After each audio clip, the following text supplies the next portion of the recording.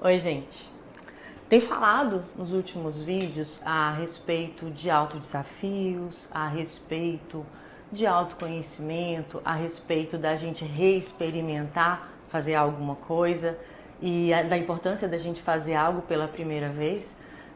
E aí, por conta disso, eu fico pensando na questão dos limites, né?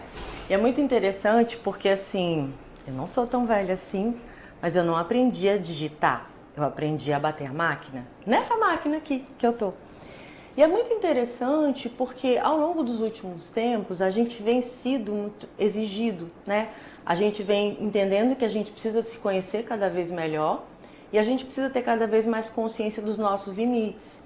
E se a gente não tem uma consciência adequada dos nossos limites, a gente corre o risco de cair em um de dois erros, que seja a gente forçar demais o nosso limite, a gente ficar sobrecarregado, ou de que a gente acabe sendo subaproveitado, né? Eu não tenho como falar hoje nada sem que eu faça referência ao que a gente tem vivido. E eu acho que sim, a pandemia acabou por nos mostrar que nós somos ainda mais fortes do que pensávamos. É claro que nós passamos por uma série de readaptações, por uma série de circunstâncias complicadas e difíceis, mas eu acho o seguinte, a gente está dando conta, né? Eu tenho certeza, mas eu tenho plena convicção de que se alguém dissesse para mim, que a gente vê isso em vários temas de ficção, né? Que a gente viveria uma situação parecida com a que a gente tem vivido, né?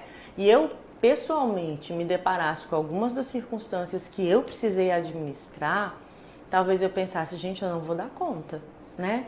E na verdade, assim, o que eu acho é que muitas vezes a vida nos coloca em situações em que a gente não tem muita opção.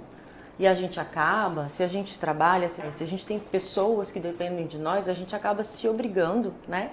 Nós acabamos nos obrigando a darmos conta das coisas. Mas eu fico pensando, quando a gente sai desse nível de exigência maior e a gente volta para uma sensação mais cotidiana, o quanto que a gente acaba suprimindo da nossa potencialidade, das nossas capacidades, e o quanto que isso é importante.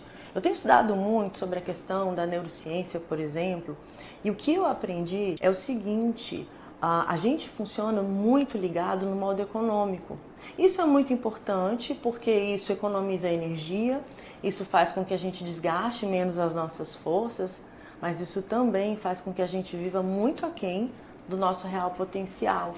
A gente começa a se desafiar cada vez menos e, de certa forma, com uma forma de economizar energia, durante a pandemia, a gente já estava sendo tão desafiado que o que muitas pessoas fizeram, e isso tem acontecido muito com os adolescentes, o que vem me preocupando bastante. A gente ativou o modo de economia no máximo, para que a gente diminuísse o nosso sofrimento e as nossas frustrações, e aí a gente meio que deu uma atenuada, né, grande nas nossas rotinas, e o que a gente vem sentindo agora mais fortemente é exatamente que, à medida que a gente está sendo obrigado a voltar ao nosso funcionamento normal, a gente tem sentido muita resistência. E aí isso eu acho que me lembrou da importância da gente conhecer melhor os nossos limites, da gente lembrar daquilo que a gente dá conta, da gente entender que o modo de economia nem sempre é o recurso mais adequado.